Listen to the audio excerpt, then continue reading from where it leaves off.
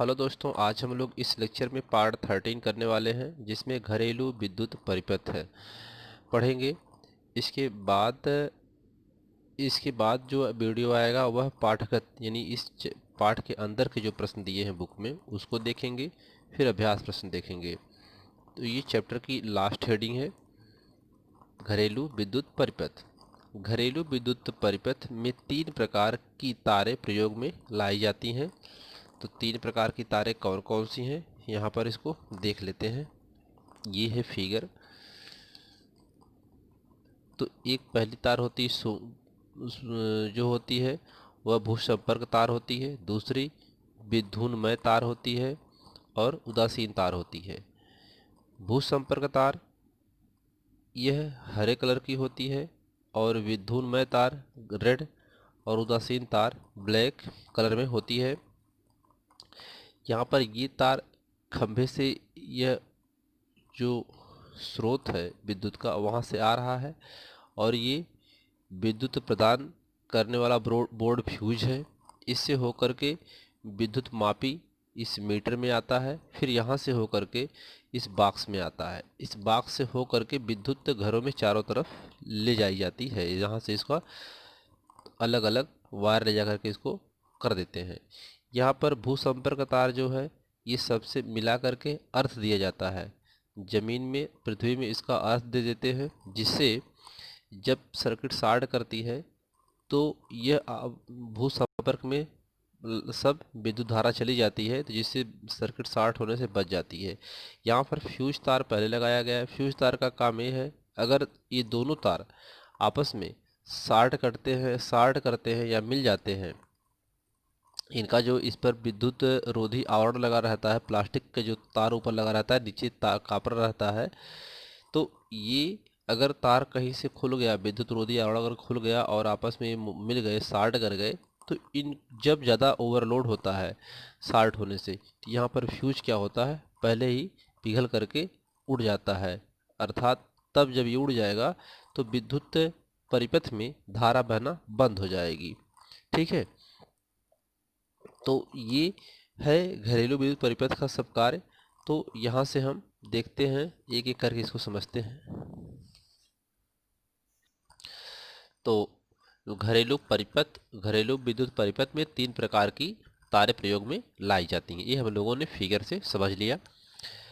विद्युतमय तार धनात्मक लाल विद्युत रोधी आवरण का होता है। यानी विद्युत मय तार जो होता है ये वाला, ये विद्युन्मय तार जो होता है यह लाल होता है और यह धनात्मक माना जाता है, प्लस इस पे रहता है। ठीक है, ये विद्युत रोधी आवरण का होता है, जिसमें से उच्च विभव 220 वोल्ट की धारा घरों में लाई जाती है। तो यहाँ से धारा खंभे से लाई जाती है अपने घरों में। ठीक है, तो इन से कितनी धारा आती है, 220 वोल्ट आती है।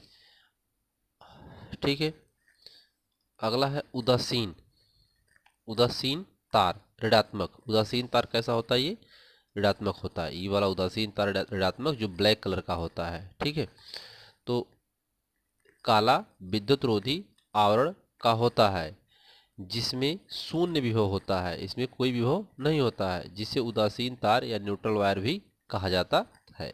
ठीक है, भूसंपर्क तार यह हरा विद्युत रोधी आवरण का होता है, इसे अर्थिंग भी कहा जाता है। भूसंपर्क तार ये जो होता है यह हरे आवरण का होता है, इसे अर्थ जमीन में ले जाते हैं, जिसे अर्थिंग बोलते हैं। ठीक है, अच्छा, विद्युत हमारे घरों में किस रूप से पहुंचती है, तो सबसे पहले खंभा में आती है, फिर मुख्य आपूर्ति, इसके बाद फिर फ्यूज में पहुंचती है। ठीक है, फिर कहाँ पहुंचती है, फ्यूज में पहुंचती है। लाइट खंभे से वहाँ से उसकी मुख्य आपूर्ति लेते हैं, फिर कहाँ पहुंचेगी, फ्यूज में पहुंचेगी। फ्यूज से होते हुए कहाँ पहुंचेगी, विद्युत मापी मीटर में पहुंचेगी। फिर वहाँ से वितरण बाक्स में पहुंच जाती है। वितरण बाक्स में पहुंचने के बाद पृथक परिपथ, अर्थात इसको अलग अलग पंखा चलाने के लिए, कूलर चलाने के लिए, टीवी चलाने के लिए और रेफ्रिजरेटर चलाने के लिए, जितनी सारी चीज़ें चलानी होती हैं, यहाँ से फिर वितरण बाक्स से अलग अलग कर लेते हैं। आप यहाँ देखिए, ये उसी प्रकार से ये दिया हुआ है। इसमें सबसे पहले कहाँ आता है, खंभे से लाइट आती है, तो ये कहाँ पहुँचती है, फ्यूज प्रदाय बोर्ड का फ्यूज, विद्युत प्रदाय बोर्ड का फ्यूज यानी विद्युत फ्यूज में पहुंचता है पहले, फिर विद्युत मापी में पहुंचता है, फिर वितरण बॉक्स में पहुंचता है, यहाँ से सब अलग अलग करके चारों तरफ पहुंच जाता है। तो ये चीज़ आपको यहाँ पे बता दिया गया है। ठीक है, तो ये चीज़ है आपकी। ठीक, अब इसके बाद देखते हैं भू संपर्क तार क्या है। भू संपर्क तार, घरों में लगे तार पर लगा आवरण खराब हो जाता है। यानी घरों में लगे तार पर लगा आवरण यानी जो तार घर में आता है रहता है उस पे प्लास्टिक रहती है, उससे प्लास्टिक का कवर रहता है, तो कभी कभी धीरे धीरे वो क्या होता है, खराब हो जाता है।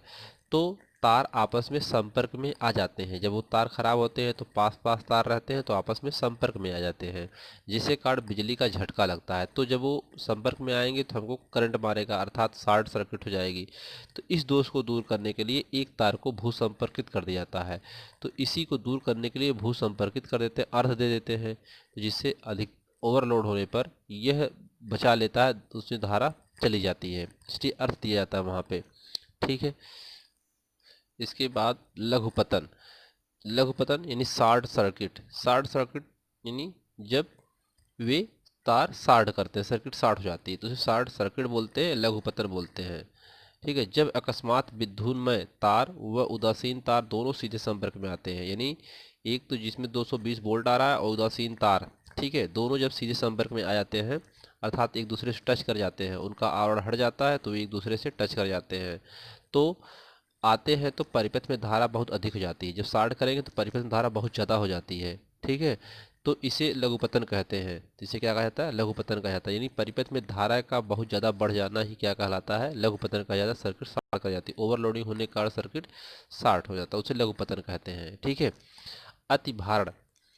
अतिभारण ओवरलोडिंग इसे बोलते हैं। जब तार की क्षमता से ज़्यादा विद्युत धारा ली जाती है तो यह अतिभारण कहलाता है। यानी तार की क्षमता से ज़्यादा, अगर तार की कैपेसिटी 220 वोल्ट है, आप 230, 240, 250, 440 वोल्ट ले रहे हैं, तो वह अतिभारण कहलाता है। इससे भी खतरा होने की चांस रहता है। ठीक है, अगर ओवरलोडिंग लेने से।